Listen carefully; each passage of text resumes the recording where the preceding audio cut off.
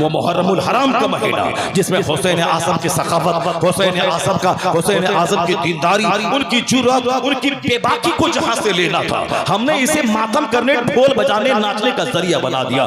किस कदर अल्लाह को मैंने नाराज किया, किस कदर मुस्तफा की रूह को मैंने तकलीफ पहुंचाई, किस कदर इमाम हुसैन की रूह अपनी कब्र में तड़प रही होगी कि हमने किसके लिए कुर्बानी दी और लोगों ने मेरे नाम पे क्या तमाशा खड़ा कर दिया, मेरे नाम पे उन्होंने क्या झूला झूलना और क्या साहब मातम करना का ड्रामा बना लिया। झूठी कहानी, 90% कहानी करबला के हवाले से जो बोली जाती है, 90% कहानी सब गढ़ी हुई है, सब झूठी कहानी है। जैसे फिल्म की कहानी होती है, एक आप बंदा उसको लिख देता है और एक हीरो उसकी एक्टिंग करके अदा करके कभी रोना कभी हंसना वो सब एक कहानी बना देता है और लोग उसको सही समझ करके 3 घंटा फिल्म हॉल में बैठ के देखते हैं। तो उसी कहानी की तरह इमाम हुसैन की कहानी को फिल्मी कहानी लोगों ने बना दिया। रोने की कहानी, रुलाने की कहानी, रंग जमाने की कहानी, जबकि बुजुर्गों ने कहा 90% कहानियां सब गढ़ी हुई है, सब झूठी कहानी है। हाय सोहरा हाय सकीना की कहानी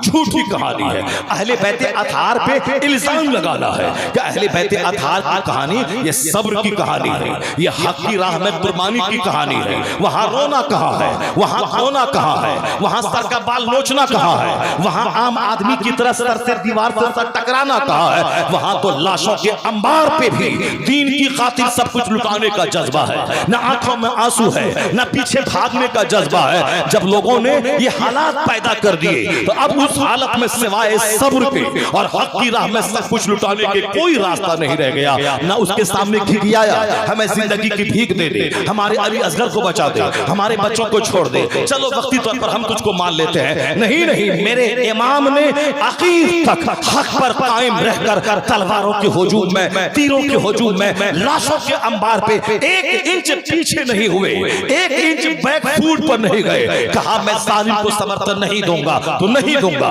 चाहे तलवार चले, चाहे गर्दन कटे, चाहे बच्चे पिटे, चाहे प्यास के मारे बच्चे बिलके, जालिम को समर्थन नहीं दूंगा। जालिम को समर्थन का मतलब है जुल्म की हिमायत करना, जुल्म का साथ देना। ये हुसैन से नहीं होगा।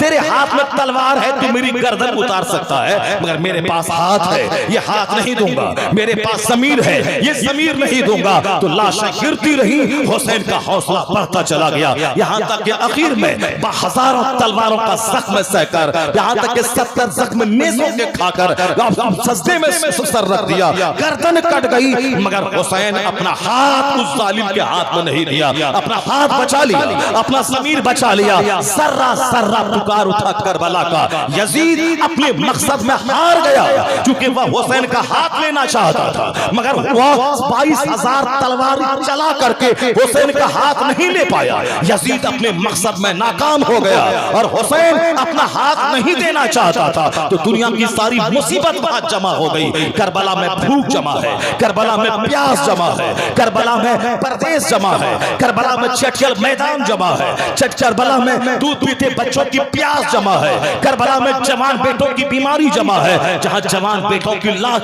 सारी मुसीबत जमा है। मगर अहले बैत अतहार की अजीमत को सलाम, उनके हौसलों को सलाम, उनकी हिम्मत को सलाम, उनकी जुर्रत को सलाम। क़यामत तक का मुसलमान वहां से हिम्मत लेगा, जुर्रत लेगा, सब्र का सबक सीखेगा कि उन लोगों ने मुसीबतों के हुजूम में भी इस्लाम नहीं छोड़ा, सदाकत का दामन नहीं छोड़ा, हक कोई नहीं छोड़ा, गर्दन दे दिया मगर हाथ नहीं दिया, उन्होंने ज़मीर का सौदा नहीं किया। इसलिए यजीद हार गया, हुसैन अपने मकसद में जीत गया, हुसैन आज़म अपने मकसद में जीत गया, हुसैन आज़म अपने मकसद में जीत गया। उन्होंने क्या तमाशा बना डाला, बद्दी बनाना, बिंजू बजाना, डीजे बजाना, ताजिया निकालना, इमाम बाड़े पे सारे लोगों का सिर मिला के फातिहा दिलाना। वो दिन है हुसैन की शान सुनने का, वो दिन है करबला वालों का पैगाम आम करने का, वो दिन है कुरान की तिलावत का, वो दिन है सजदा करने का, वो दिन अहले बैत अतहार को खैरात पेश करने का। करबला वालों की हिम्मत को सलाम, उनकी अजीमत को सलाम। जो काम करोड़ों आदमी मिलकर नहीं कर सकता है, वो काम तन्हा हुसैन ने करके दिखा दिया, वो काम तन्हा हुसैन के घर वालों ने करके दिखा दिया। मेरे घर में एक लाश निकलती है तो न माँ को होश होता है, न बहन को होश रहता है, उधर वो कपड़े खुल रहा है, सर के बाल नोचे जा रहे हैं, अब मैना और तोता कह करके नौहा और मातम किया जा रहा है। ये है हमारी माओ की जहालत, लेकिन सकीना की अजमत पे कुर्बान, हज़रत ज़ैनब फ़ातिमा ज़हरा की बेटी की दीनदारी पे कुर्बान। या लाशों के अंबार पे भी सर से दुपट्टा नहीं किसका, लाशों के हुजूम में भी ना गैरों के लिए चेहरा खुला, चेहरा छुपा के रखना, सर के बाल को छुपा के रखना, अजनबी मर्दों के सामने बरहना नहीं होना, वहां मुसीबतों के हुजूम में भी अपने आप की हिफाजत करके रखना। इस तरह यह हौसला कोई नहीं दे सकता। मुस्तफा के घर वालों का ही हिस्सा था। यहाँ तो थोड़ी सी गरीबी आई, सारा तमाशा हो जाता है, लेकिन वहां तो लाशों के अंबार पे भी सर के बाल न खुले, वहां सीना को भी नहीं होगी, न चेहरे को पीटा गया, क्योंकि मुस्तफा ने कहा है लैसा मिन्ना मन ज़रबल हुदूद व शक्कल जुयूब व ताबल जाहिलिया। हुजूर कहते हैं वो हमारे घरों में से नहीं है जो अपने चेहरे पे मारे, जो अपने गरीबान को फाड़े, जो जाहिलियत के जमाने की तरह नौहा और मातम करे। हुजूर कहते हैं वो हमारे घरों में से नहीं है, वो हमारी उम्मत में से लैसा मिन्ना मन ज़रबल हुदूद, जो अपने चेहरे पे मारे वो हम में से नहीं है, जो अपने गरीबान फाड़े वो हम में से नहीं है, जो दावल जाहिलिया, जो जाहिलियत के जमाने की तरह नौहा मातम करे। जब तक जिंदा है तो पूछने वाला नहीं है, हम मरने के बाद मैना और सोना हो गया, उसके बाद एक एक बातों को याद करके रोना है और सीना पीटना है। इमाम हुसैन के ना इमाम के घर वालों ने बता दिया कि जब वहां का मर्द भी लाजवाब है, वहां की मस्तूरात भी लाजवाब है, वहां की खातून भी लाजवाब है, इसलिए हुजूर के घर वालों से हटा तो हमारा तमाशा बढ़ गया। और जिस दिन मुस्तफा के घर वालों की सच्ची मोहब्बत पैदा होगी, उस दिन सजदा बढ़ेगा, उस दिन नमाज बढ़ेगी, तमाशा घटेगा, जहालत घटेगी, जाहिलियत घटेगी, सजदा बढ़ेगा, इबादत बढ़ेगी, तिलावत बढ़ेगी, जिक्र अस्कार बढ़ेगा, और फिर ईमान की पुख्तगी बढ़ेगी। कि कोई नौकरी ईमान लूट न ले और कोई छोकरी ईमान लूट न ले, ये उस वक्त बात होगी जब अहले बैत से सच्ची मोहब्बत होगी, जब कुरान से सच्ची मोहब्बत होगी, जब हमारे घर में आखिरत का, जन्नत का, मुस्तफा के शहजादों का जिक्र होगा, तुम्हारी बेटी का भी ईमान स्ट्रांग होगा। कोई 5 करोड़ दे के भी ईमान लूटना चाहे, हमारी बेटी उसके चेहरे पे थूक देगी और कहेगी मैं फातिमा ज़हरा की कनीज हूं, मैं जान दे दूंगी मगर अपना ईमान, अपना हया नहीं दूंगी, इसलिए मैं ईमान का सौदा नहीं करूंगी। ये बात वह बोलेगी जिस फातिमा को जानती है, ये बात वह बोलेगी जो सकीना को जानती है, ये बात वह बोलेगी जो ज़ैनब को जानती है, ये बात वह बोलेगी जो शहरबानों को जानती है, ये बात वह बोलेगी जो मुस्तफा की बीवियों को जानती है, जो करीना को जानती है, जो कैटरीना को जानती है, जो शाहरुख खान की बीवी गौरी खान को जानती है। वह तो किसी खूबसूरत लड़के को देखेगा ईमान बेच डालेगी, वह तो नौकरी वाले को देखेगा ईमान बेच डालेगी। यही हाल हो रहा है मुसलमानों के कई लाख और कई लाख बच्चे जो गैरों की गोद में भीड़ चढ़ गए, इसीलिए उनके घर में तमाशा है, उनके घर में व्हाट्सएप है, उनके घर में इंस्टाग्राम है, उनसे घर में रात रात भर बुलू फिल्में देखी जाती है, उनके घर में मौलाना को गाली दिया जाता है, उनके घर में दीन के नाम पे सिर्फ सेवई खाना और दीन के नाम पे सेवाई सिर्फ टोपी पहनना, नया कपड़ा पहनना, यही ईद है। चाहे रमजान में एक रात तरावी न पढ़ा हो, चाहे रमजान में खत्म कुरान न किया हो, एक दिन का रोजा न रखा हो, उसका मतलब ईद है सेवई खाना, उसके मतलब ईद है त्योहार मौज मस्ती करना। हमने इस्लाम को समझा ही नहीं, इसलिए हमारे बच्चे क्या इस्लाम के नाम पे सब कुछ कुर्बान करेंगे। आज जरूरत है कि हुसैन आजम को पढ़ा जाए, अपने बच्चों की गुट्ठी में ईमान पिलाया जाए।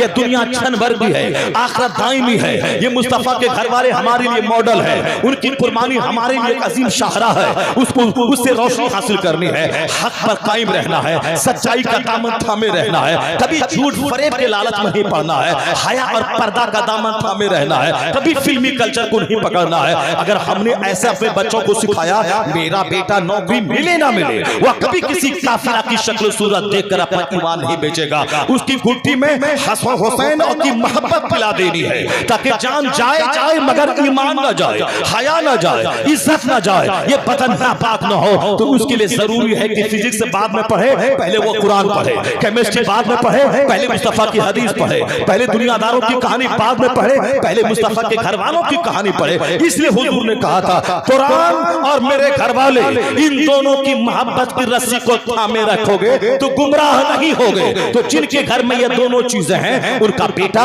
बाप का फरमाबरदार है, उनकी बेटी अब हया में रहती है, उनके घर का कोई बच्चा काफिरों के साथ नहीं भागा। और जहां मौलाना को गाली है, जहां दिन का कोई चर्चा नहीं है, जहां अमिताभ की बात है, करीना कैटरीना की बात है, फुटबॉलर क्रिकेटर की बात है, जहां इंजीनियर डॉक्टर बनने की बात है, जहां सिर्फ दुनिया कमाने की बात है, और जहां गैर मुस्लिमों से दोस्ती है, जहां पर्दा नहीं है, है, वहाँ तो 7 बीवियां, जहाँ वहाँ तो आधी उम्र की औरतें वो गैर मर्दों से चैटिंग करती है, वहाँ तो जवान बेटियां, उसका बॉयफ्रेंड अलग है, वहाँ के जवान लड़के, उसकी गर्लफ्रेंड अलग है। ये 50 लाख का जो घर बनाया है, ये घर नहीं बल्कि तबाही का अड्डा ठहर गया, जहाँ बाप अलग मस्ती कर रहा है, माँ अलग मस्ती कर रही है, बेटा अलग मस्ती कर रहा है, बेटी अलग मस्ती कर रही है। वो घर बनाया है कि तबाही का अड्डा बना दिया है, जहाँ कुरान नहीं है, जहाँ हुसैन का चर्चा नहीं है, जहाँ सकीना और ज़ैनब का चर्चा नहीं है, वहाँ यही तमाशा है ज़िना का, यही तमाशा है फिल्म का, यही तमाशा है उरियानियत का, यही तमाशा है फहाशी का, यही तमाशा है साहब ढोल बजाने का, नाचने का, गाने का और डीजे का तमाशा है। जिस दिन घर में हुसैन आ गए, जहालत मिटेगी, शरीयत का राज कायम हो जाएगा।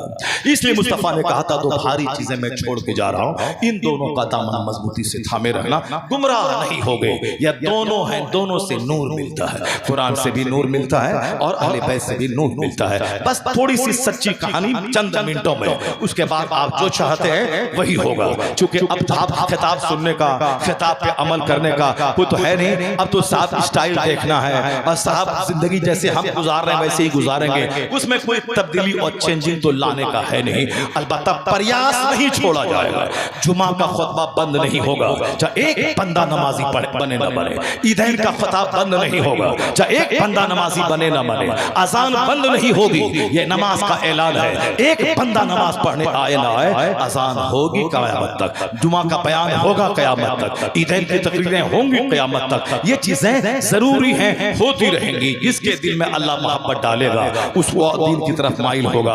जो मर चुका है, जिसका सीना, जिसको जहन्नमी बनना है, तबाह बर्बाद होना है, उसके सामने चाहे 1000 चीजें खोल कर रख दी जाए, उसके सीने पे असर होने वाला नहीं है। जो जमीन बंजर, जो जमीन सड़ी हुई है, वो 1000 बारिश आसमान से हो, वहां से हरी फसल पैदा होने वाली नहीं है। लेकिन जो जमीन जरखेज है, थोड़ा सा पानी पड़ा, लहलहाते ये फसल पैदा होती है और फिर वह सारे लोगों को, देखने वालों को खुश कर देती है वो फसलें। तो यह नसीहत पे सीने, नसीहत का पानी सीने पर पड़ता है। जो सीना जरखेज है, उसके हाथ पांव से अच्छे काम का ज़हूर सुदूर होता है। और जो सीना मर चुका है, तो फिर तो उसको अच्छी मजलिसों में, मस्जिदों में, खानकाहों में, काबा के पास, गुंबद खदरा के पास भी सुकून नहीं मिलता है। वह जाता भी हर जगह इंजॉय करने के लिए जाता है।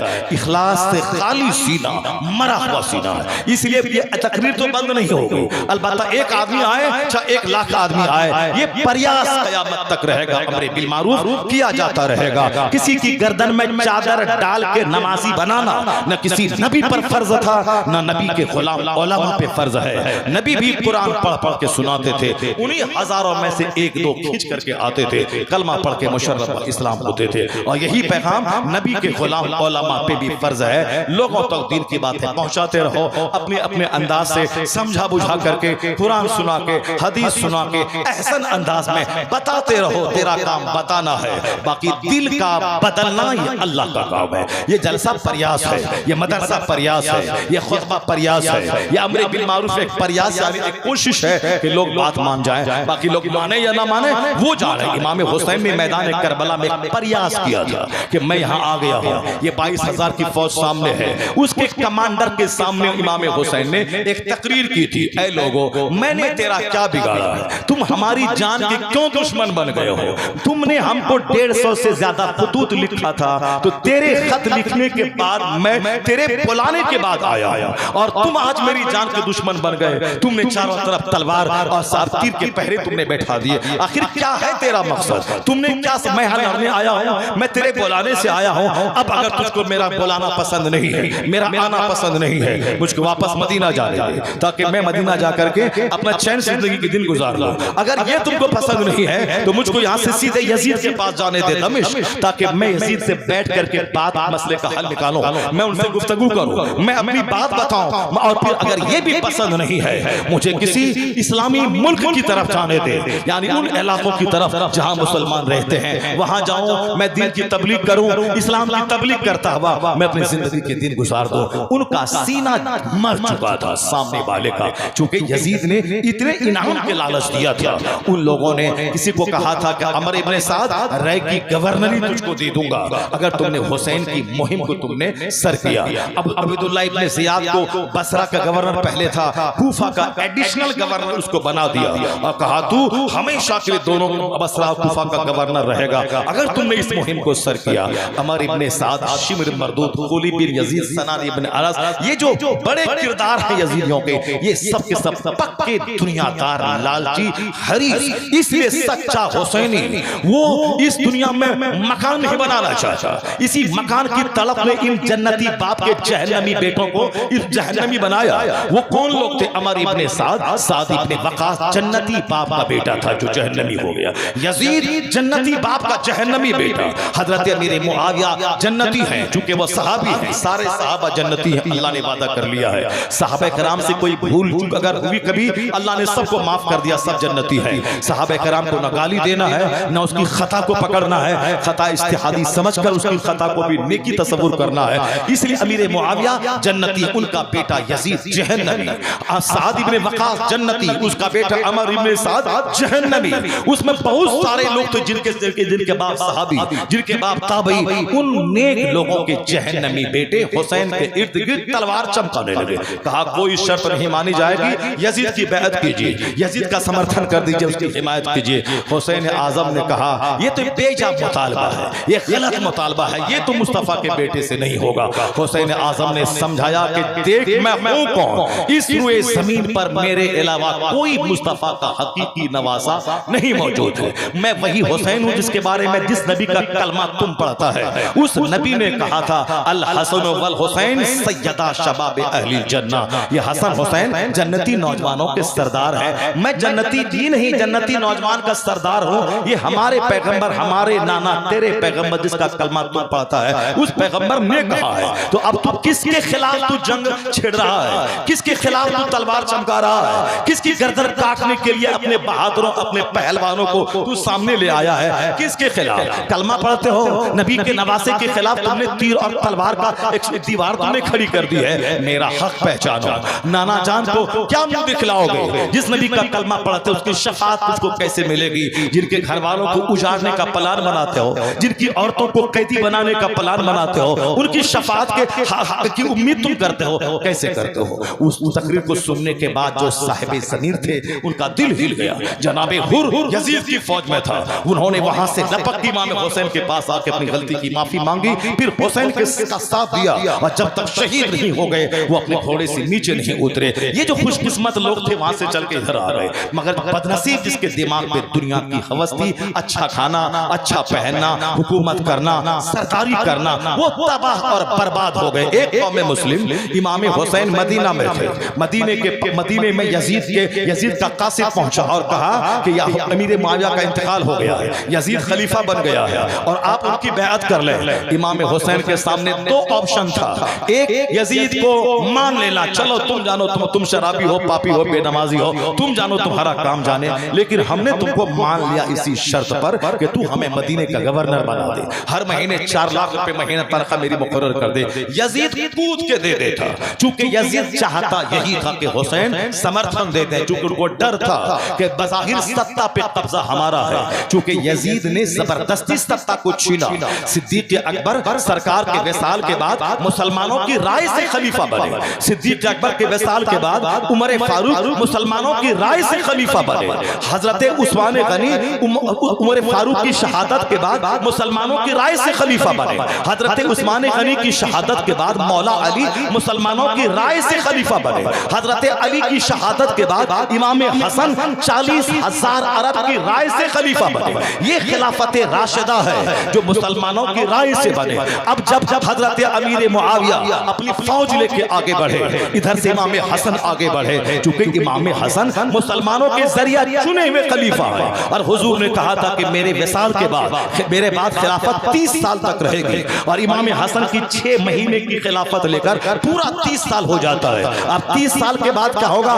बादशाहत होगी। हजरत अमीर मुआविया रज़ी अल्लाह तआला अन्हु फौज लेके आ गए, इधर से इमाम हसन के करीब था कि दोनों फौज टकरा जाती और फिर लाखों मुसलमान शहीद हो जाते, मगर इमाम हसन मुस्तफा का नवासा, जिसके मुंह में मुस्तफा ने लुआब दहन डाला था, जिनके लिए हुजूर ने सजदा दराज किया था, जिनके लिए हुजूर ने अपने कांधे पे जिनको सवार किया था, यह दोनों नवासा मुस्तफा का, जिसके उसकी जवानी लाजवाब, जिनका बचपन लाजवाब और जिनकी जिंदगी के आखिरी लम्हात लाजवाब, यानी सर से लेके पांव तक मुस्तफा के सिफात का जो मजहर था वो हसन और हुसैन। सिर्फ हम शहादत को जानते हैं, उनकी जवानी के दिनों को नहीं जानते हैं, उनकी पाक दामनी को नहीं जानते हैं। 55 साल की उम्र में 25 हज इमाम हसन और हुसैन ने पैदल चल के किया है। अरफात 400 किलोमीटर दूर पैदल चलकर जाना, फिर पैदल चलकर आना। आला किस्म का घोड़ा मौजूद होता था, लेकिन आप पैदल हज को जाते थे। क्योंकि हदीस में आया है, जिसके पांव में धूल लगी अल्लाह की राह में, जहां जहां गर्द लगेगी वहां वहां जहन्नम की आग हराम हो जाएगी। इमाम हसन फी सबीलिल्लाह अल्लाह की राह में 400 किलोमीटर आज से 1350 साल पहले कटीली संगला पथरीली राहों से पांव जख्मी हो जाते, पांव मतवर्रब हो जाते। आपके गुलाम कहते हुजूर घोड़े पे सवार हो जाएं, मगर आप सवार होते नहीं थे, थोड़ा रेस्ट लेते फिर चले जाते। इतना बड़ा हाजी दुनिया में कोई होगा जो पैदल चल के 25 हज किया होगा? ये इमाम हसन ने किया है, ये इमाम हुसैन ने किया है। इमाम हसन हुसैन उमर फारूक की फौज में थे, उस्मान गनी की फौज में थे, हजरत मौला अली की फौज में थे। ये वो थे जिनकी सारी जिंदगी इबादत, सजदे और जिहाद से इबारत है। हजरत अमीर मुआविया जब आए तो अमीर इमाम हसन ने सोचा, क्योंकि मैं हक पर हूं, 40,000 फौज है, वो जान हथेली पे लिए हुआ है कि आप मेरे अमीर हैं। इन लोगों ने मुझको मेरे बाप की शहादत के बाद खलीफा चुना है, लेकिन हजरत अमीर मुआविया की फौज सामने आ गई है। अगर हम उनसे लड़ गए, कई हजार मुसलमान शहीद हो जाएंगे। इमाम हसन ने बड़ी कुर्बानी दी। या तो अमीर मुआविया मान जाते, वो इमाम हसन को खिलाफत दे देते कि ठीक है आप ही रहे, हम तो गवर्नर थे और आप बाताज खलीफा बन जाएं। लेकिन उन्होंने आगे बढ़कर यह पेशकश नहीं की। तो इमाम हसन अगर जिद पर अड़े रहते और ये 40,000 लोग कहते थे नहीं मानना है, हम लोग हक पर हैं, हम उससे लड़ेंगे, मगर इमाम हसन ने अल्लाह की खुशनुदी की खातिर मुसलमानों को कत्ले आम से बचाने के लिए इन्होंने पहल करके कहा ठीक है मैं खिलाफत से दस्तबरदार होता हूं और आपको मैं खिलाफत देता हूं। 3 शर्तों के साथ अमीर मुआविया को इमाम हसन ने खिलाफत दे दी। कुर्सी कोई नहीं देता है। इमाम हुसैन ने जान करबला में दी, अपनी औलाद की कुर्बानी पेश की, भी बहुत बड़ी कुर्बानी है, जो सबसे बड़ी कुर्बानी है। लेकिन इमाम हसन की कुर्बानी भी कोई कम कुर्बानी नहीं है, क्योंकि बंदा जान दे देता है मगर कुर्सी नहीं देता है। आदमी गर्दन जान दे देता है मगर सत्ता नहीं छोड़ता है। इमाम हसन बड़े भाई ने सत्ता की कुर्बानी की है, कुर्सी की कुर्बानी की है, मुसलमानों को कई लाख मुसलमानों को कटने मरने से बचाया है। इसलिए इमाम हसन वो भी जन्नती नौजवानों के सरदार, वो भी शहीद आजम है, जिन्होंने फकीरी की जिंदगी गुजारना मंजूर कर लिया, मुसलमानों का कटवाना मंजूर नहीं किया। अमीर मुआविया को खिलाफत दे दी, आप फिर वहां से मदीना आ गए। आम मुसलमानों की तरह जाहिदाना जिंदगी आपने गुजारनी शुरू की। 20 साल तक अमीर मुआविया बहैसियत खलीफा रहे और उससे पहले 20 साल तक वह बहैसियत गवर्नर थे।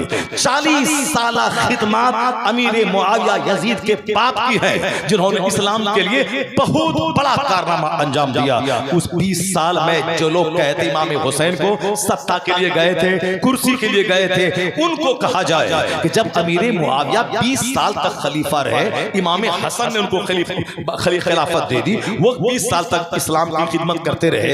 इस दरमियान में कभी तुम ये बता दे कि इमाम हुसैन अपने मानने वालों को लेकर अमीर मुआविया के पास गए कि खिलाफत तो मेरा हक है, मेरे बड़े भाई ने आपको दिया था, अब वह खिलाफत मुझको लौटा दीजिए, मैं बादशाहत करूंगा। 20 साल छोटा पीरियड नहीं होता है, 20 साल एक लंबा पीरियड है। एक बार भी ऐसा नहीं हुआ कि इमाम हुसैन सत्ता के लिए दमिश्क गए हो, सत्ता के लिए 40,000 की फौज जमा करके उनसे लड़ने गए हो। एक बार भी ऐसा तारीख में नहीं आता है इमाम हुसैन कुर्सी के शौक में अमीर मुआविया से जंग करने गए। नहीं, जब अमीर मुआविया का विसाल हो गया, विसाल होने के बाद उस कुर्सी पर, जिस कुर्सी पर इमाम हसन ने हजरत अमीर मुआविया को सपोर्ट किया था, उस कुर्सी पर यजीद जैसा फासिक, आवारा ख्याल, आजाद ख्याल आदमी कब्जा कर लिया। मुसलमानों की राय नहीं ली कि मेरा बाप मर गया, अब मुसलमानों का खलीफा कौन होगा। मुसलमानों की राय के बगैर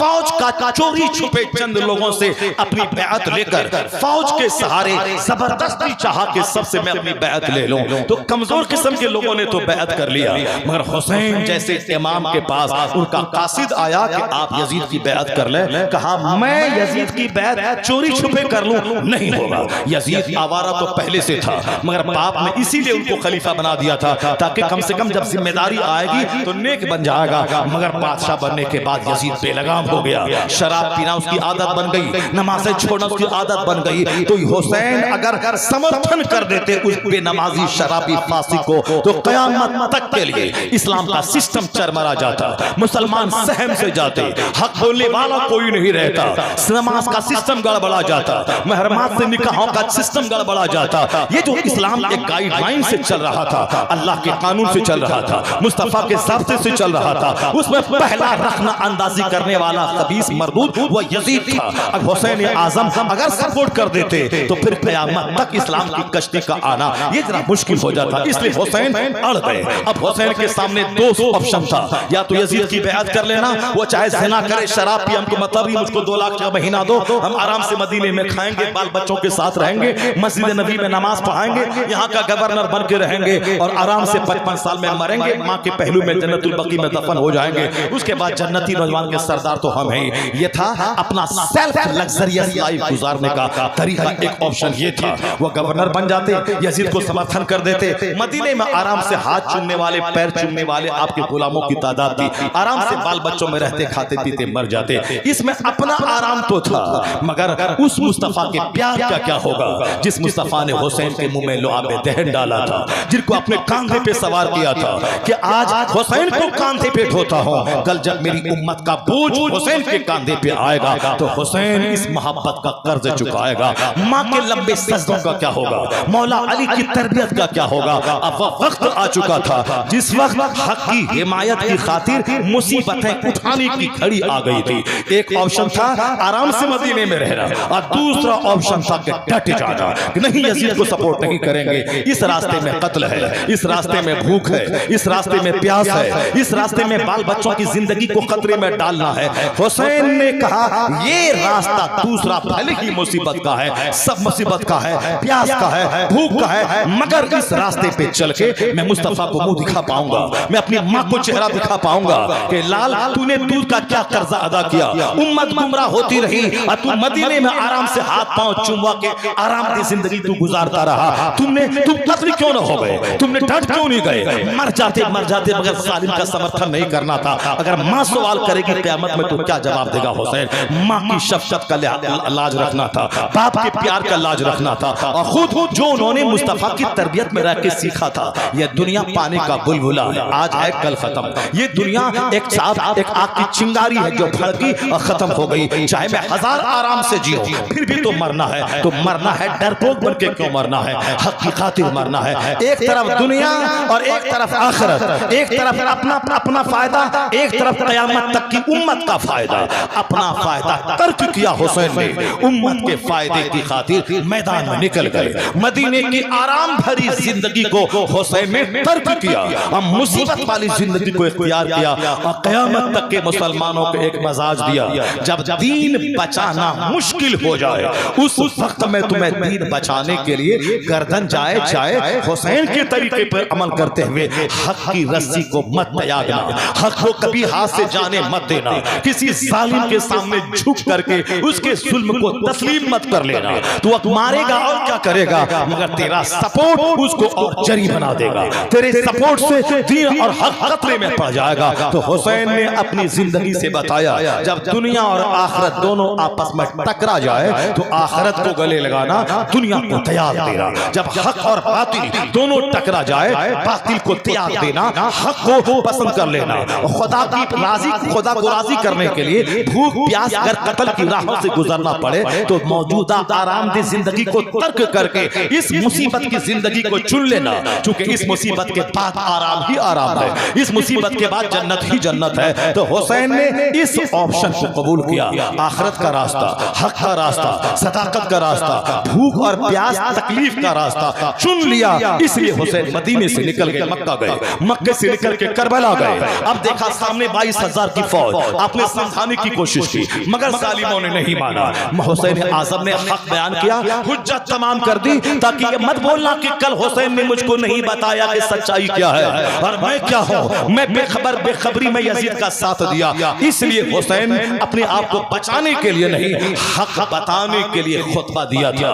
अब वहां यजीद का सिपाही हरकारे इसी बात पे पसीज और मुसिर थे कि आप यजीद को हाथ दे दें, समर्थन दे दें, मगर हुसैन आजम ने कहा ये हमसे नहीं होगा। जब चारों तरफ से लोगों ने घेर लिया, दाना पानी बंद कर दिया, जब बच्चे भूखे प्यासे रहने लगे, यहां तक कि उन जालिमों ने तब उन्होंने जोर डाला बस अब जंग के लिए तैयार हो जाइए। वहां जंग करने हुसैन गए ही नहीं थे। जंग करने जाते तो दूध पीते अली असगर को क्यों लेके जाते? अगर जंग करना होता तो औरतों को लेके क्यों जाते? जब जंग करना होता तो बीमार बच्चों को लेके क्यों जाते? अगर जंग करने के लिए हुसैन जाते तो मदीना से नौजवानों की टीम तैयार करके जाते, 1000 2000 5000 नौजवानों को लेके जाते। चलो लड़ना है यजीद की फौज से। यहाँ तो उम्मत मुस्लिमा को तबाही से बचाने के लिए जो उन लोगों ने खत लिखा था कि मेरा कोई अमीर नहीं है, मैं किसके पीछे नमाज नहीं पढ़ता हूँ, मैं यजीद को सपोर्ट नहीं करता हूँ, यजीद बेनमाजी है, शराबी है, आजाद ख्याल है, मैं उसको अपना हाकिम नहीं मानता हूँ।